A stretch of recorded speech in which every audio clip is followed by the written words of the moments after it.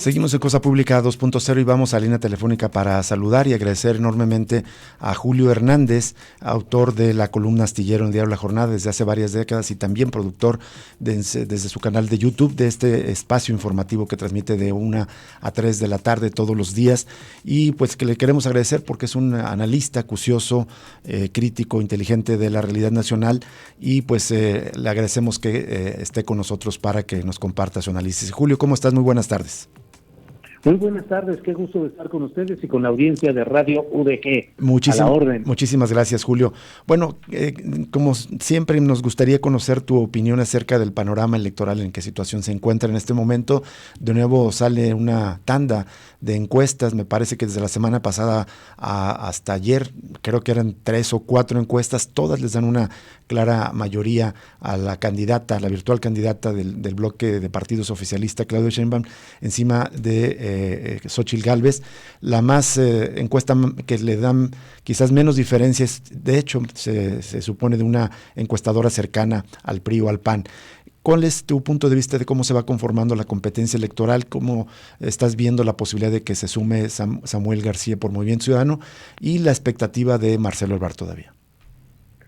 Sí, todo apunta en términos de encuestas de opinión, que recordemos que son el reflejo de lo que se ve en el momento preciso en el que se emiten, en el que se levantan esas encuestas.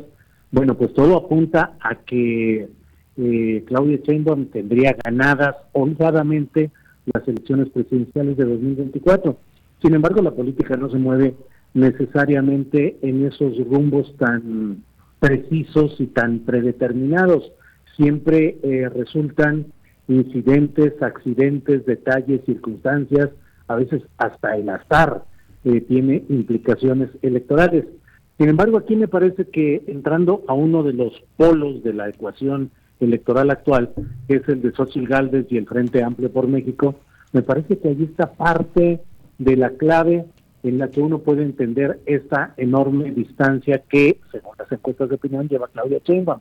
Porque el punto está en que el polo opositor no ha podido crecer, no ha podido prender, no ha podido presentar una línea programática que vaya más allá de las respuestas espontáneas que suele dar Xóchitl Gálvez a las necesidades o planteamientos del momento. Entonces veo que sí, Morena y sus aliados van muy adelante porque el PAN, el Frente Amplio, PRI, PRD, lo que queda de ellos, no ha podido despegar con una candidata Xóchitl Gálvez que no ha logrado cuajar, para utilizar el símil de latinesco.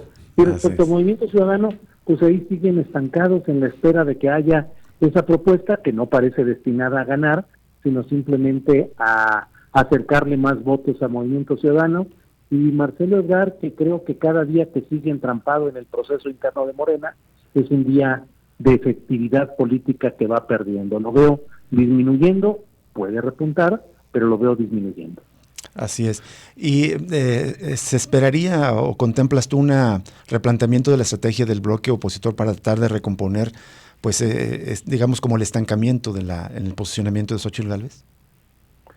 Pues hasta este momento no veo nada que indique que haya un esfuerzo extraordinario, bien planteado, interesante del Frente Amplio para fortalecer a Xóchitl Gálvez. En particular me parece que los anuncios que se han ido dando, pues Santiago Krill reapareció luego de semanas de ausencia, pero no se le ve activamente supliendo o entrando en algunos flancos que fueran deficitarios para Xóchitl Gálvez. Se anunció a Enrique de la Madrid como una parte de un nuevo coordinador de reuniones o cosas por el estilo, y me pareció muy impropio para el interés de Xóchitl Gálvez y el Frente Amplio por México. Me pareció equivocada esa retórica mediante la cual habló de la reconciliación de la sociedad, de los mexicanos, con los partidos políticos que la apoyan, que son el PRI, el PAN y el PRD, que en las encuestas de opinión suelen ser los más repudiados por la población, y ella plantea como estrategia de relanzamiento personal una reconciliación con los partidos tan repudiado. Justamente ayer Cucho, el cartonista, el general cartonista aquí en El Informador, hacía este cartón donde estaba Xóchitl pedaleando, pero arrastrando sin que ellos pedalearan a los tres presidentes de los partidos. Creo que hace un buen diagnóstico, no sé si coincidas, Julio Hernández, que Xóchitl Gálvez tiene un enorme reto al tratar de limpiar la cara de estos tres partidos que tienen tan alto repudio, ¿no? Sí, creo yo que tácticamente, incluso en un acuerdo político con ellos, Xóchitl Gálvez debería de buscar desmarcarse lo más claramente, no de una manera ofensiva, no de una manera grosera, pero sí pedir que le permitan tratar de flotar con una mayor independencia, porque estos partidos realmente constituyen un lastre para ella. Los partidos como tales y los dirigentes partidistas como tales, es absolutamente impresentable Alito Moreno como una opción de cambio. Es absolutamente impresentable Marco Cortés como una opción de cambio inteligente y crítico, y es absolutamente impresentable Jesús Zambrano del PRD, de lo que queda del PRD, pues como una opción de salvamento político, de continuidad, ¿de qué? Pero por otra parte, pues la gran desgracia de Xóchitl es que comienza a ser vista como alguien que está peleando por algo que no va a ganar la presidencia, es decir, la presidencia de la República, pero sí que va a servir para acarrearle votos a esos líderes partidistas y a esos partidos que van a ser los ganadores de esta gesta xochitleca. Así es. ¿Qué tal, Julio? Te saluda Jesús Estrada. Quería hacerte un par de preguntas de otros, digamos, de otros escenarios. Uno es, y tú has venido dándole seguimiento al fenómeno de Eduardo Verástegui, el de extrema derecha, que aparece en las encuestas con un 4 o 5% más o menos en ese rango de intención de votación, que por cierto causó escándalo esta semana, salió con un video disparando una AK-47 diciendo esto vamos a hacer con los que promueven la ideología del género y los que luchan contra el cambio climático, es decir, contra toda la diversidad, y las personas que defienden el medio ambiente las va a disparar prácticamente con una AK-47. Ese fenómeno Verástegui y la extrema derecha, ¿qué impacto podría tener en Xóchitl, Julio? Y la otra pregunta es, con esa holgada ventaja que tiene Claudia Sheinbaum, ¿de alguna manera eso puede reconfigurar la elección en la Ciudad de México? Porque la figura de Omar García Harfuch había surgido supuestamente ante un escenario donde estuviese muy cerrada la competencia, pero es tan amplia la ventaja, digamos, de Morena que se puede pensar en otras opciones, menos que hayan recibido menos críticas que la del policía Sí, Jesús. A mí me parece que a los problemas originales y propios que le son a Xóchitl Gálvez y al Frente Amplio, le surgió una opción que es la ultraderecha encabezada por Eduardo Verástegui, que es una ultraderecha que está combatiendo directamente a la propia Xóchitl. Es decir, el voto de la derecha se va a dividir en esta ocasión entre la derecha convencional, con Acción Nacional y con Xóchitl, y la ultraderecha que hoy acusa a la propia Xóchitl y al PAN de ser comparsas del juego político de la izquierda y de ser, incluso en el caso de Xóchitl Gálvez, alguien propicia al socialismo, al comunismo. Es decir, los votos que gane Eduardo Verástegui van a ser en muy buena parte votos restados al capital de Xóchitl Gálvez. Así es que hasta con eso. Verástegui no tiene, creo que solo será un personaje utilizado para colocar por primera vez en el escenario electoral explícito de México a la ultraderecha, que hasta ahora había transitado por las vías del Partido Acción Nacional, bueno, hasta de Morena, pues tienen a Chema Martínez, José María Martínez, si no me equivoco, de coordinador de los diputados locales, cuando es un hombre de ultraderecha, absolutamente. Pero esta será la primera vez con Verástegui en el que se sienten abiertamente, se instalen abiertamente a pelear posiciones electorales. Y respecto a García Harfuch, pues un problema que tiene Claudia Sheinbaum es que ha habido un enorme rechazo a las maniobras de oportunismo político y de desdibujamiento ideológico que ha ido propiciando, en el caso de García Harfuch, de Rommel, un clavadista yucateco, de Chamir Fernández en Coahuila, la ola azul que le llaman, encabezada por el exdiputado local panista Gonzalo Espino en la Ciudad de México, de tal manera que el problema en este momento espero no ser exagerado en el juicio, pero el problema de Claudia Sheinbaum es que el exceso de ventaja que parece tener rumbo a la elección no la lleve a optar por un desdén a las propias filas fuertes, firmes, genuinas de la izquierda y optar por maromas y carambolas partidistas que van a desdibujar, que de hecho ya están desdibujando la expectativa de una continuidad sensata del proyecto de la llamada Cuarta Transformación. ¿Aprecias tú, Julio Hernández, que Morena ya pues se ha desdibujado justamente por este pragmatismo de estar incorporando prácticamente a personajes de no solamente políticos que vienen de derecha, incluso firmando en cada estado, que es lo que está haciendo Claudia Sheinbaum? Me parece que no hemos registrado, por lo menos aquí, detalladamente estos pasos, estos acuerdos de unidad que está firmando Claudia Sheinbaum en cada estado, donde no solamente suma a políticos, vemos incluso líderes sindicales, líderes gremiales, líderes empresariales. ¿Se está convirtiendo en un nuevo PRI, por decirlo de algún modo, Morena? Sí se está convirtiendo en un nuevo PRI, está tratando de incorporar a fuerzas corporativas, a grupos oportunistas, a políticos saltimbanquis, y aquí el punto está en que Andrés Manuel López Obrador, quien también incorporó a su gabinete y a su equipo de campaña y a postulaciones y candidaturas a los congresos, también postuló a personajes de derecha, oportunistas, saltimbanquis, chapulines, pero sin embargo, López Obrador tuvo un muy fuerte liderazgo que más o menos pudo controlar algunos de los excesos de estos personajes. Aquí el punto está en que desde hoy, siendo apenas ni siquiera formalmente la candidata, sino solo coordinadora de los comités de defensa de la 4T, Claudia Sheinbaum está enfrentando ya descontentos de gente que dice, pues no, así no voy a votar.